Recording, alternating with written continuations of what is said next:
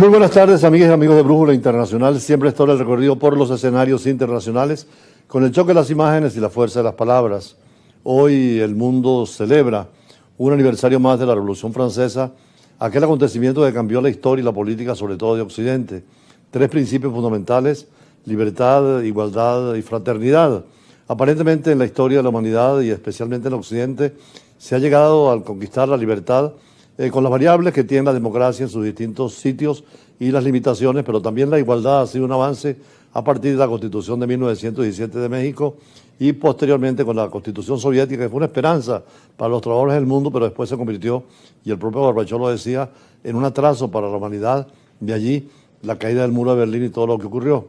Sin embargo, y el Papa lo recordaba, falta el tercer principio de la Revolución Francesa, que es precisamente ligado a lo que tiene que ver con la fraternidad. En ese sentido es importante que dentro del criterio de establecer el derecho constitucional hoy en día, ese principio sea fundamental. Por eso Ferrajoli, por ejemplo, un italiano refiriéndose a la Revolución Francesa, nos decía que hay que estimular la fraternidad a nivel de las naciones y a nivel internacional en la hermandad de los pueblos. Y sobre todo hoy, cuando la Revolución Francesa marca un principio fundamental, hay que recordar eso, la revolución como tal y la influencia que tuvo en Occidente. Aunque en el Extremo Oriente es difícil apreciar estos valores. En alguna oportunidad le preguntaba precisamente a Zhou Enlai, primer ministro de China, qué opinaba de la Revolución Francesa de 1789 a 1799, y decía que era prematuro para poder opinar. Lo cierto es que en Occidente es una realidad la Revolución Francesa en sus gobiernos, en su forma de Estado, y especialmente hoy con la Unión Europea, donde Francia es un motor definitivo. Allí en el Estado Social y Derecho trata de cumplir esos tres principios, y hoy pues todas las embajadas francesas están invitando a celebrar. París, un gran desfile inmenso por el Champs-Élysées, que son los Campos Elíseos, y la participación de todas las fuerzas en un momento en que la Europa se siente fuera de lo que es la OTAN en el apoyo de Estados Unidos y ha aumentado sus niveles de fuerzas armadas. Por eso allí en los Campos Elíseos, como decíamos, el presidente Macron inauguró el desfile donde anunció un importante aumento, especialmente en materia militar, de presupuesto y fortalecer todos los equipos militares, además llamando a la unidad europea y a manifestar el modelo de democracia con libertad y justicia, más allá de los sistemas extremistas de la derecha o de la izquierda que tratan de quitar esos principios, o la justicia solamente en regímenes comunistas o socialistas, o la libertad en regímenes capitalistas. Lo ideal sería la mezcla de la justicia y libertad, como lo propone Norberto Bobbio, el italiano teórico del derecho constitucional, y que hoy esa revolución sigue siendo modelo y ejemplo. Por eso vimos el desfile y la gran manifestación del pueblo francés apoyando a su gobierno y sobre todo a sus militares. Francia llevó a cabo su tradicional desfile militar del 14 de julio, resaltando su credibilidad operativa. Más de 7.000 soldados marcharon el lunes por los Campos Elíseos de París, en un evento que contó además con 65 aviones, 34 helicópteros, 247 vehículos y 200 caballos de la Guardia Republicana. El desfile tuvo lugar al día siguiente de que el presidente Emmanuel Macron anunciara un importante aumento del gasto en defensa, con el argumento de que frente a un mundo más brutal, para ser libres hay que ser temidos. Il ne s'agit pas de faire peur, il s'agit d'être réaliste.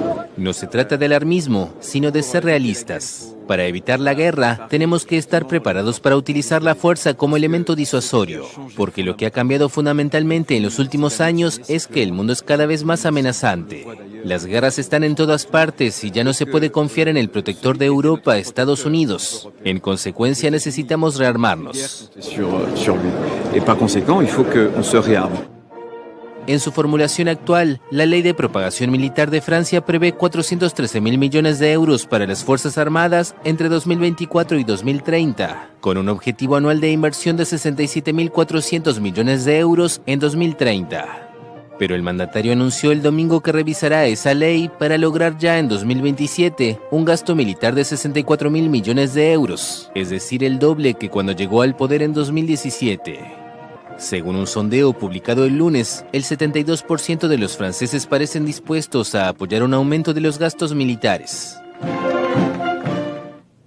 Los franceses han hecho suyo el eslogan del Imperio Romano, si vis pacem para bellum, como decían los romanos, si quieren la paz, prepara la guerra.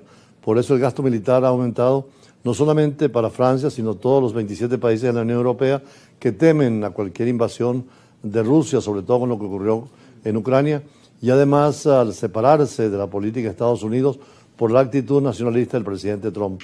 Precisamente en este evento vimos muchos jefes de Estado de África y además Francia está desarrollando una gran actividad en el África porque estuvo allí como colonización, pero ahora quiere impulsar la democracia y el desarrollo.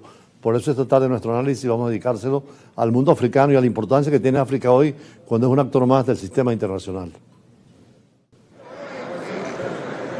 El continente africano toma cada vez más importancia, tanto por los recursos de materias primas como por la conciencia de la unidad, de la fuerza que tienen los países de la Unión Africana y el nuevo rol en las conversaciones con las antiguas potencias como Francia, Inglaterra, España, Alemania y Portugal. Además, los africanos toman conciencia de que es necesario la democracia y la integración del continente para estar junto a las grandes potencias como China, Rusia, la Unión Europea y los Estados Unidos en un bloque, y así también trabajan con América Latina y con el mundo árabe.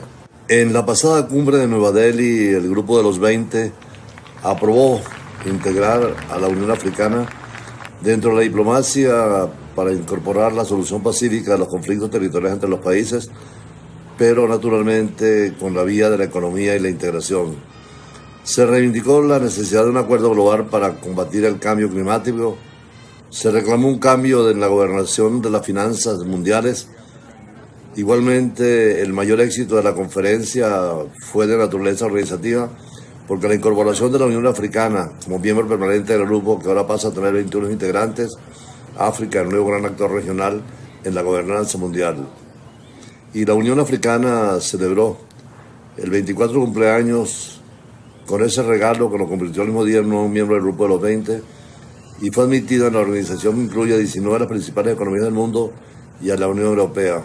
Los miembros del G20, que incluye a Estados Unidos, Rusia, India, China y la Unión Europea, representan el 85% del PIB mundial, más el 75% del comercio mundial y aproximadamente 2/3 de la población mundial. Sin embargo, el bloque ha perdido efectividad por la realidad entre Occidente por un lado, Rusia y China por el otro, y por el auge de nuevas instituciones multilaterales más representativas de naciones anteriormente marginadas. La reunión del G20 se celebró pocas semanas después de los BRICS, cuando se reunieron en Johannesburgo, Sudáfrica, y anunciaron su propia ampliación. 6 nuevos miembros están en los BRICS: Argentina, Egipto, Etiopía, Irán, Arabia Saudita y los Emiratos Árabes Unidos. El bloque se fortalece y sobre todo la parte petrolera. Se espera algún día que se integre Venezuela. Ese G20 que congregó en Perú también una semana antes en La Habana, se unió con el grupo de los 77 más China, foro de 134 países de toda la longitud del sur global, que es el mayor grupo de coordinación intergubernamental dentro de las Naciones Unidas.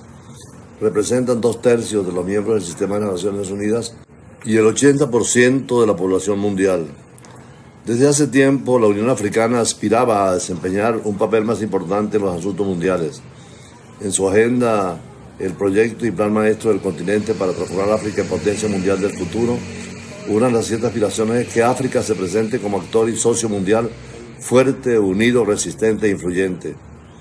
Además de los intensos esfuerzos diplomáticos de la Unión Africana, su éxito en la adhesión al G20 se debió al creciente peso del continente en la economía mundial.